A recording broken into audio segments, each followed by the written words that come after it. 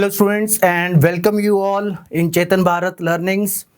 और आज का सेशन जो है वो किसके ऊपर बेस्ड है, जो हम लोगों ने आपको जो टेस्ट दिया था उसमें 5 क्वेश्चंस आपके क्वांट के थे और कौन से टॉपिक से थे, परसेंटेज टॉपिक से थे। तो आज वो क्वेश्चंस हम सॉल्व करेंगे कि उन क्वेश्चंस को सॉल्व करने की आपकी अप्रोच क्या होनी चाहिए जो कि एक शॉर्टेस्ट पॉसिबल टाइम में हो जाए। आई होप यार मैक्सिमम आप लोगों ने वो टेस्ट सॉल्व किया होगा, ये 5 क्वेश्चंस भी ट्राई किए होंगे, ठीक है। अब जिन लोगों ने ट्राई नहीं किए हैं तो प्लीज़ वीडियो में साथ के साथ जैसे मैं क्वेश्चन दूंगा आपने साथ के साथ सॉल्व करने हैं वीडियो पॉज करके, और उसके बाद चेक करना है कि आपके आंसर सही है कि नहीं है, आपकी अप्रोच सेम है कि नहीं है, ठीक है। और रजिस्टर और पेन सभी ने अपने पास रख लेने हैं, जिन्होंने सॉल्व किया है वो भी, जिन्होंने नहीं किया है वो भी, ठीक है। यार हर वीक आपको इस तरह से टेस्ट आपको मिलेंगे और हर वीक हम कोई नया टॉपिक, हर वीक हम कोई ना कोई टॉपिक जो है वो डिस्कस करेंगे। तो प्लीज़ यार जब भी आपको टेस्ट मिले आप लोगों ने सभी ने सॉल्व जरूर करने हैं। नेक्स्ट टाइम से आपने ध्यान रखना है कि आपने सॉल्व जरूर करने हैं। हम काफ़ी मेहनत से यार आपके लिए बहुत इंपॉर्टेंट और अच्छे क्वेश्चन जो डिफरेंट कॉम्पिटिटिव एग्जाम्स में आए हुए हैं या आ सकते हैं वो ढूंढ के लाते हैं, और आपसे हमें सिर्फ कॉपरेशन ये चाहिए कि आप लोगों ने उनको सॉल्व करना है। फायदा भी यार तभी होगा, ठीक है। तो आज का टॉपिक यार स्टार्ट करेंगे। परसेंटेज का टॉपिक है, 5 क्वेश्चंस हमने सॉल्व करने हैं और अप्रोच क्या रहनी चाहिए ये देखते हैं। ओके जी, लेट्स स्टार्ट इट।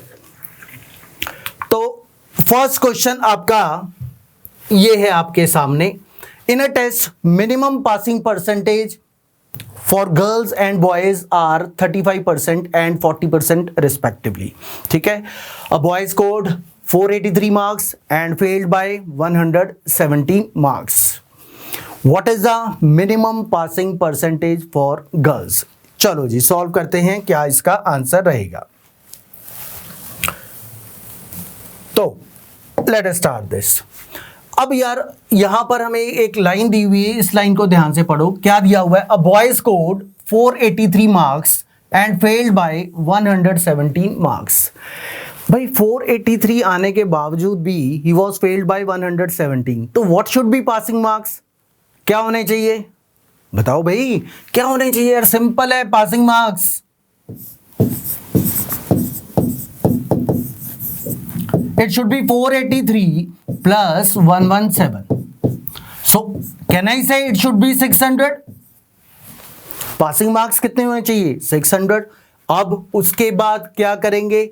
अब देखो हमें गर्ल्स की जो पासिंग परसेंटेज है वो दी है, दैट इज 35%, और बॉयज की कितनी दी है? 40%। और हमें निकालना गया क्वेश्चन में what is the minimum passing percentage, passing marks for girls. तो ठीक है यार, अब इस क्वेश्चन को थोड़ा डिफरेंट वे में हम सॉल्व करेंगे। देखो कैसे, इसमें मैं कोई टोटल मार्क्स नहीं निकाल रहा, ठीक है। कैसे सॉल्व कर रहा हूं ध्यान दो और नोट करो। भाई गर्ल्स जो हैं उनका कितना है? 35%। बॉयज कितने हैं? 40%। So what is the ratio यार? अगर आप रेशो देखोगे, कैन आई से इट इज 7:8, कि गर्ल्स को 7 मार्क्स चाहिए और बॉयज को कितने चाहिए? 8 मार्क्स। और हमें गिवन क्या है? ध्यान दो, बॉयज के पासिंग मार्क्स हमने निकाल लिए हैं भाई। बॉयज के पासिंग मार्क्स कितने हैं? 600। तो गर्ल्स के कितने होंगे ये निकालना है। मान लेते हैं गर्ल्स के x है। अब या तो आप इस रेशो को इक्वेट कर दो, या आप सीधा कॉमन फैक्टर भी निकाल सकते थे कि 8 का मल्टीपल 600 कौन सा होगा? 8 इंटू 75, और आपने करना क्या है? 7 इंटू 75, 525 आंसर आ जाएगा। बट चलो एनीवेज, कुछ हम पूरा इसको सॉल्व करते हैं कि किसी को भी कोई डाउट ना रहे। Can I say 7/8 is equal to x/600? So if you solve this, ये 75 से कैंसिल हो जाएगा, देन वैल्यू ऑफ x आपकी क्या होगी? Value of x would be 75 into 7, it should B 525. So passing marks of girls is 525. क्यों? है ना। सिंपल सा क्वेश्चन था, कोई टोटल मार्क्स नहीं निकाले हमने, सीधा गर्ल्स के पासिंग मार्क्स निकाल लिए। कैसे? सिंपल रेशियो को यूज कर लिया हमने परसेंटेज में भाई। तो ऐसे ही करना है, जल्दी से अगर सॉल्व करना है तो स्टेप्स बचते हैं आपके। तो एक बार मैं रिपीट कर देता हूं यार। पहले मैंने क्या किया, पासिंग मार्क्स बॉयज के कितने होने चाहिए ये देखा। बॉय को कितने मिले थे 483, फिर भी 117 से वो फेल हो गया था। That means passing marks should be how much, 483 plus 117 that is 600। अब उसके बाद मैंने ये देखा गर्ल्स की पासिंग परसेंटेज जो है वो 35% है और बॉयज की 40% है। Then what is the ratio, that is 7:8। अब बॉयज के पासिंग पता है 600 और गर्ल्स के मैंने x मान लिए और इन रेशियोज को इक्वेट कर दिया। तो 7/8 is equal to x by 600, then value of x is 525. So answer आपका कौन सी ऑप्शन होगी भाई इसमें? अगर आप आंसर देखोगे, आंसर होगा आपका fourth option, that is none of these. I hope यार सभी को क्लियर होगा। हाँ जी, क्या आया था आपका आंसर? यही था, यही था। चलो कोई बात नहीं, आप नेक्स्ट क्वेश्चन देखते हैं, उसका भी आंसर जल्दी से निकालना है आपने। Next question, an alloy of gold and silver weight 50 grams. एक एलॉय है जिसमें गोल्ड और सिल्वर दोनों है और टोटल उसका वेट 50 ग्राम्स हमें दिया हुआ है। इट कंटेन्स 80% गोल्ड, ठीक है जी, इसमें 80% गोल्ड है। How much gold should be added to the alloy so that the percentage of gold is increased to 90%। कि गोल्ड की परसेंटेज अब कितनी हो जाए, 90% हो जाए। पहले कितनी थी, 80%। तो चलो जी सॉल्व करते हैं इसको। अब इस क्वेश्चन में ध्यान देने वाली बात क्या है यार, जो इंपॉर्टेंट लाइन है जो आपने नोट करनी है, how much of gold should be added. हमने ऐड क्या किया है भाई, गोल्ड ऐड किया है। अगर आपने सिर्फ गोल्ड ऐड किया है एलॉय में, दैट मीन्स सिल्वर की जो क्वांटिटी है वो चेंज नहीं हुई है, सिल्वर उतने का उतना ही है, पुराने एलॉय में भी और न्यू एलॉय में भी। अब इसी के थ्रू हम इसको सॉल्व करेंगे, ध्यान देना जरा। और चलो जी, पहले हमारे पास कितना था ये देखते हैं। पहले हमारे पास जो टोटल एलॉय था वो था 50 ग्राम्स, ठीक है जी। अब इसमें से गोल्ड था 80%, 80% गोल्ड था और सिल्वर कितना था, सिल्वर था हमारे पास 20%। Now calculate the value. What is the 80% of 50? What is the 80% of 50? Can I से इट इज 40 ग्राम्स?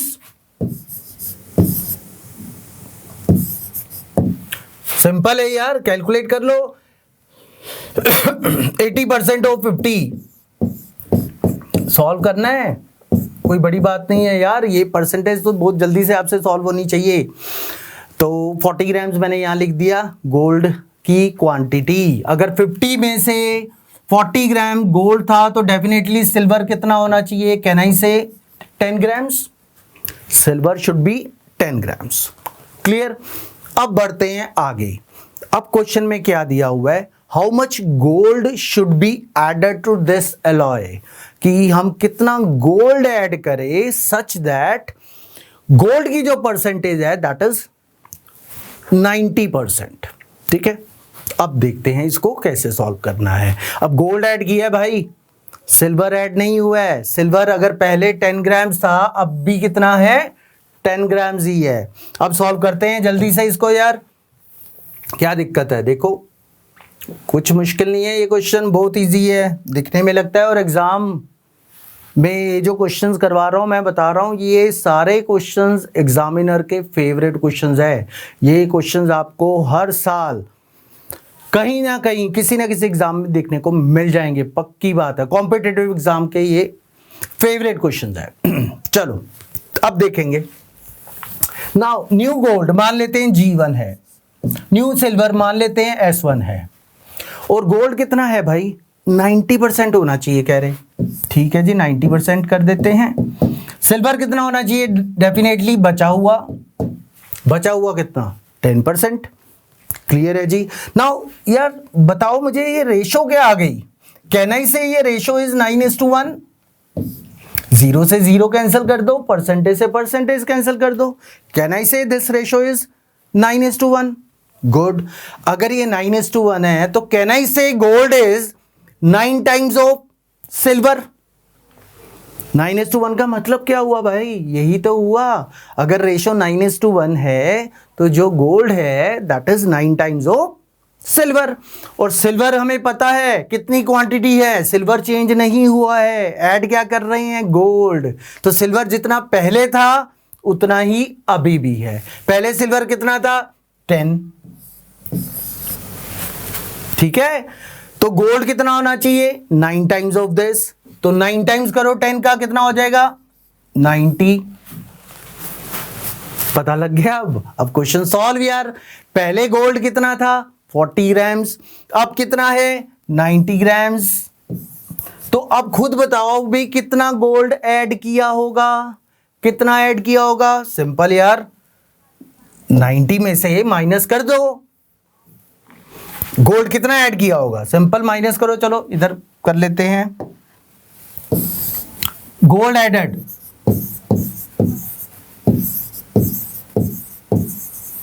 पहले 40 था, अब 90 है। डिफरेंस कितना हो गया? कहना इसे 50 ग्राम। क्वेश्चन खत्म। कितना गोल्ड ऐड किया? 50 ग्राम। तो what should be the answer? Third option. Clear है सभी को? क्रिस्टल क्लियर है भाई सभी को?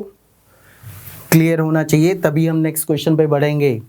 क्लियर है? अगर किसी को नहीं है तो भाई वीडियो रिवाइंड करना और दोबारा से देखना। लेकिन अब बढ़ते हैं हम नेक्स्ट क्वेश्चन पे। तो कितने लोगों का भाई ये क्वेश्चन सही हुआ है, और क्या इस अप्रोच से हुआ है या आपने दूसरी अप्रोच वही कि प्लस एक्स करके सॉल्व किया है? ठीक है, ट्राई करना। इस अप्रोच से, रेशो वाले अप्रोच से क्वेश्चन सॉल्व करो यार, सारे क्वेश्चन हो जाएंगे, बड़े प्यार से होंगे, मैं बता रहा हूँ। ठीक है, और टाइम भी आपका कम लगेगा, और वही इंपॉर्टेंट है यार। सारे कॉम्पिटिटिव एग्जाम्स में टाइम ही इंपॉर्टेंट है। ठीक है, अब देखते हैं नेक्स्ट क्वेश्चन, और जिन्होंने नहीं सॉल्व किया है वो सॉल्व करेंगे भाई जल्दी से। चलो अगेन एक और इंपॉर्टेंट क्वेश्चन यार, बहुत ही बढ़िया क्वेश्चन है, बहुत ही मजेदार क्वेश्चन है। पढ़ो ये क्वेश्चन। मैं भी पढ़ूं? चलो मैं भी पढ़ता हूं भाई। Ravi went to fruit market with a certain amount of money. Ravi fruit market गया कुछ मनी लेके। ठीक है, अब कितनी है वो हमें पता नहीं है। अब लेकिन ये बताया हुआ है with this money he can purchase either 50 oranges और 40 मैंगोज। भाई उस मनी से या तो वो 50 ऑरेंजेस परचेज कर सकता है या फिर वो 40 मैंगोज परचेज कर सकता है। इतना पता है हमें बस। अच्छा, आगे उन्होंने कुछ और चेंजेस कर दिए। वो कह रहे हैं he retains 10% of the money for taxi fair.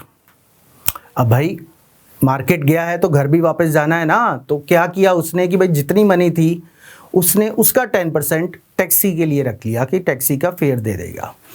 और बाकी क्या क्या किया ये देखते हैं। इफ ही बाइज 20 मैंगोज, अब उसने क्या किया 20 मैंगोज परचेज कर लिए, और पूछा क्या है the number of oranges he can buy is. तो रिमेनिंग मनी से वो कितने ऑरेंजेस परचेज कर सकता है ये निकालना है हमने। ठीक है जी, तो चलो इसको सॉल्व करते हैं यार। हमें अमाउंट नहीं पता कितनी है, बट हमें ये पता है उस अमाउंट से वो या तो 50 ऑरेंजेस परचेज कर सकता है या वो 40 मैंगोज परचेज कर सकता है। He can buy either 50 oranges और 40 मैंगोज। ठीक है, तो can I say that amount is, amount किसके इक्वल होनी चाहिए? प्राइस ऑफ 50 ऑरेंजेस और प्राइस ऑफ 40 मैंगोज।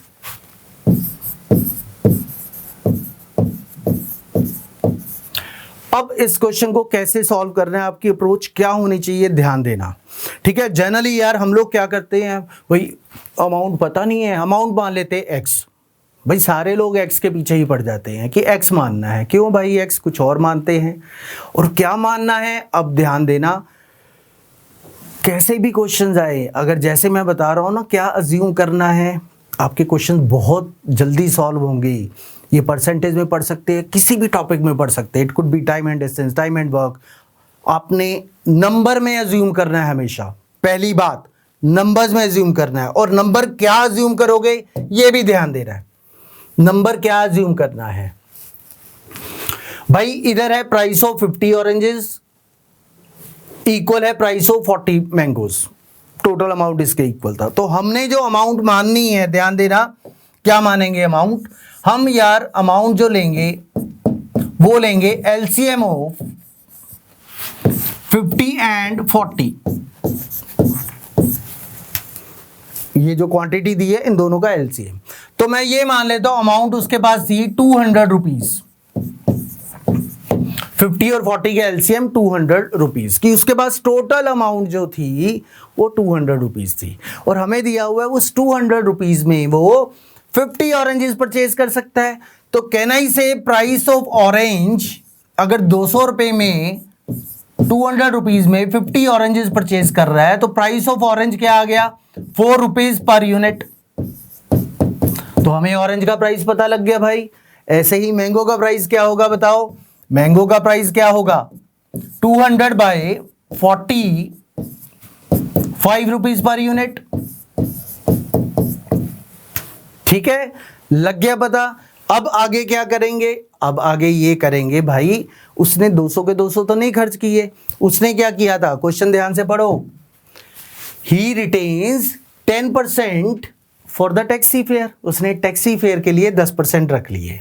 ठीक है जी। तो 200 का 10%, टैक्सी फेयर कितना हुआ? 200 का 10%, जल्दी से यार, एक जीरो ही कैंसिल करनी है, 20। अच्छे से कैलकुलेट करना है। ये लो भाई, ऐसे कर लो आप, 20 रुपीज। तो 20 रुपीज उसने टैक्सी के लिए रख लिए। इसका मतलब क्या हुआ? जो अमाउंट वो खर्चेगा, वो रिमेनिंग अमाउंट कितनी बची? रिमेनिंग अमाउंट 200 में से 20 गए तो बचे कितने? 180। दैट मीन्स वो 180 रुपीज के मैंगोज और ऑरेंजेस परचेज करेगा।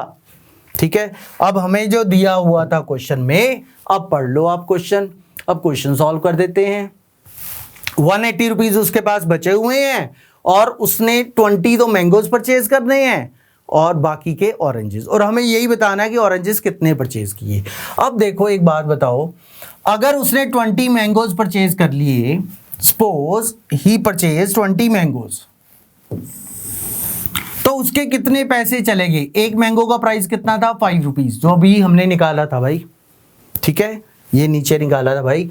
और नंबर ऑफ ऑरेंजेस मुझे नहीं पता कितने हैं, मैं मान लेता हूं नंबर ऑफ ऑरेंजेस n है, और एक ऑरेंज का प्राइस कितना है? 4 रुपीज। तो अगर n ऑरेंजेस करता है तो उसके कितने गए? 4n रुपीज गए।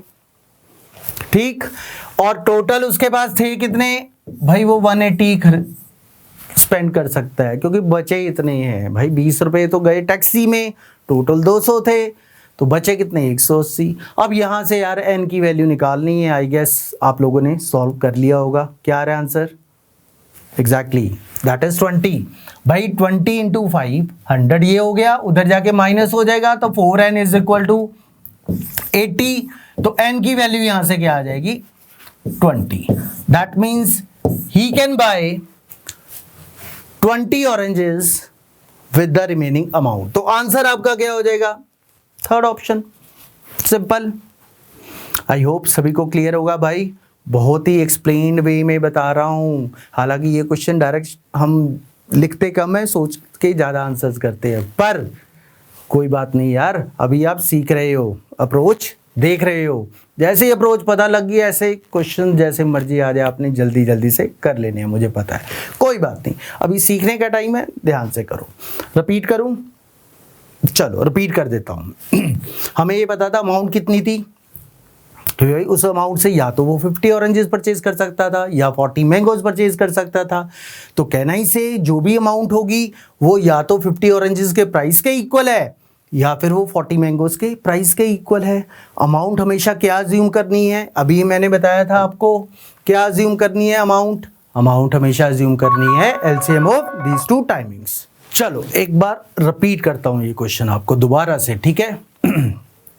स्टार्टिंग में हमें क्या दिया हुआ था कि मैन के पास सर्टेन अमाउंट है, from that amount he can purchase either 50 oranges और 40 mangoes. That means price of 50 oranges is equal to 40 mangoes price.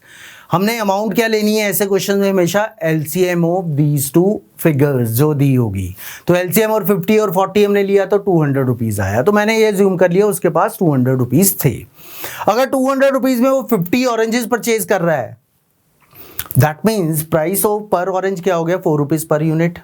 इसी तरह से 200 में 40 अगर वो मैंगोज परचेज कर रहा है तो प्राइस ऑफ पर मैंगो कितना हो गया, 5 रुपीज़ पर यूनिट। अब यार उसने 200 के 200 तो स्पेंड नहीं किए, ठीक है। उसने क्या किया, 10% टैक्सी फेयर के लिए रखा, तो टैक्सी फेयर के लिए 20 रुपए रखे उसने। तो जो वो अमाउंट स्पेंड करेगा वो कितनी करेगा, 200 माइनस 20 180। बस उसके बाद क्वेश्चन में ये दिया हुआ है कि उसने 20 मैंगोज परचेज किए, 20 मैंगोज परचेज किए तो 20 इंटू 5 100 रुपीज़ तो गए। नंबर ऑफ ऑरेंज मैंने मान लिए n है और हर का प्राइस 4 है, तो कितना स्पेंड किया ऑरेंजेस पे, 4n। और टोटल किसके इक्वल है, 180 के। और इसको सॉल्व करके n की वैल्यू 20 आ गई। आई होप अब तो क्लियर हो गया होगा भाई, जिनको नहीं हुआ तो अब तो क्लियर हो गया। बढ़ते हैं फिर नेक्स्ट क्वेश्चन पे यार। फोर्थ क्वेश्चन है आपका ये, in a graduate class of 200 40% are women and 1/5 become lecturers. 200 की क्लास में 40% विमेन है और उसमें से 1/5 जो है वो लेक्चरर भी बन गई है। If the number of men who became lecturers is twice that of women, जो मेन है जो कि लेक्चरर्स बने हैं they are twice of women, ये दिया हुआ है। Then calculate approximate percentage of men who become lecturers. तो हमें परसेंटेज बतानी है कितने परसेंट मेन जो है वो लेक्चरर्स बने हैं, ठीक है जी। सॉल्व करते हैं अब इसको। तो चलो सबसे पहले कितने हमारे पास नंबर ऑफ पर्सन थे, 200 टोटल थे, जिसमें से 40% मेन विमेन थी। 40% ऑफ 200 यार कितना होना चाहिए, 80। 40/100 इंटू 200, ये अब मैं नहीं बता रहा हूं, पहले बता चुका हूं ये कैसे करना है। और बचे कितने, 200 में से 80 विमेन है तो डेफिनेटली 120 मेन, ठीक है, क्लियर। अब क्या बोला हुआ है कि इसमें से 1/5 जो है वो लेक्चरर्स बन गई विमेन। तो विमेन लेक्चरर्स कितनी हुई, विमेन लेक्चरर्स कितनी हुई, ये हमारे पास हुई 80 का 1/5 16। और हमें क्या गिवन है, ध्यान देना, if the number of men who become lecturers is twice that of women. Number of main जो लेक्चरर्स बने वो विमेन लेक्चरर्स के ट्वाइस है, तो मेन लेक्चरर्स कितने हुए, ट्वाइस ऑफ 16 32, ठीक है। अब क्वेश्चन खत्म है, ये इन पांचों में से सबसे सिंपल क्वेश्चन था, ठीक है। अब हमें निकालना है percentage of men who are lecturers. Men कितने हैं, 120, ठीक है। तो परसेंटेज, रिक्वायर्ड परसेंटेज निकालनी है तो क्या करोगे भाई, सिंपल है, 32 लेक्चरर्स है मेन और टोटल 120 है, इनटू 100 कर दोगे तो ये सॉल्व करके आएगा 26.67%, ठीक है। और अप्रॉक्सीमेटली इसको मैं, क्योंकि इन्होंने क्या पूछा है, अप्रॉक्सीमेट पूछा है, क्वेश्चन ध्यान से पढ़ना, 26.67% आएगा। Approximately it should be equal to how much, it should be 27%। तो आंसर आपका जी फोर्थ ऑप्शन हो जाएगी, सिंपल, सबसे सिंपल क्वेश्चन था। सभी का आ गया होगा मेरा ख्याल यार, आ गया पक्का, नहीं आया तो भाई देख लेना ये कैसे हमने किया है, ठीक है जी, सिंपल क्वेश्चन था ये। अब बढ़ते हैं हम लास्ट क्वेश्चन पे, अपने फिफ्थ क्वेश्चन पे। चलो, fresh grapes contain 80% water, fresh grapes में 80% वाटर होता है, ये दिया हुआ है। While dry grapes contain 10% water, dry grapes में 10% वाटर है। अब क्या दिया है, if the weight of dry grapes is 250 kg, अगर ड्राई ग्रेप्स आपके पास 250 kg है, then what was its total weight when it was fresh. तो भाई जब ये फ्रेश थे तो उस टाइम पे उनका टोटल वेट क्या था, ये पूछा हुआ है। अब यार दो चीजें हमें दी हुई है, ध्यान देना, ड्राई ग्रेप्स और फ्रेश ग्रेप्स। फ्रेश ग्रेप्स की बात करें, मैं FG लिख रहा हूं, चलो पूरा लिख देते हैं भाई, फ्रेश ग्रेप्स, ठीक है। इनकी क्वांटिटी हमें नहीं पता, मैं मान लेता हूं ये x kg थे। ड्राई ग्रेप्स हमें जो दिए हुए हैं, ये दिए हुए हैं हमें 250 kg, ठीक है।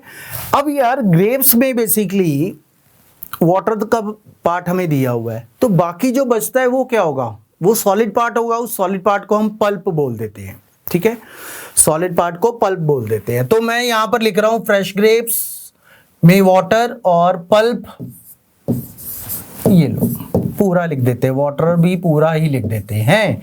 वाटर कितना था फ्रेश ग्रेप्स में, हाँ जी 80%, ठीक है जी, ये लिख दिया। और पल्प कितनी थी 20%, ये भी लिख दी। अब ड्राई ग्रेप्स पे आते हैं, वाटर पल्प, वाटर कितना था 10% और पल्प ऑब्वियसली 90%। अब ये कह रहे हैं अगर आपके पास ड्राई ग्रेप्स 250 kg है तो वो जब फ्रेश थे तब उनका वेट क्या था, ये हमें निकालना है। अब बेटा इसको सॉल्व कैसे करेंगे, ड्राई ग्रेप्स और फ्रेश ग्रेप्स में पल्प जो है वो हमेशा सेम रहेगी, वो इक्वल रहेगी, परसेंट वाइज जितनी मर्जी हो, क्वांटिटी वाइज हमेशा सेम रहेगी।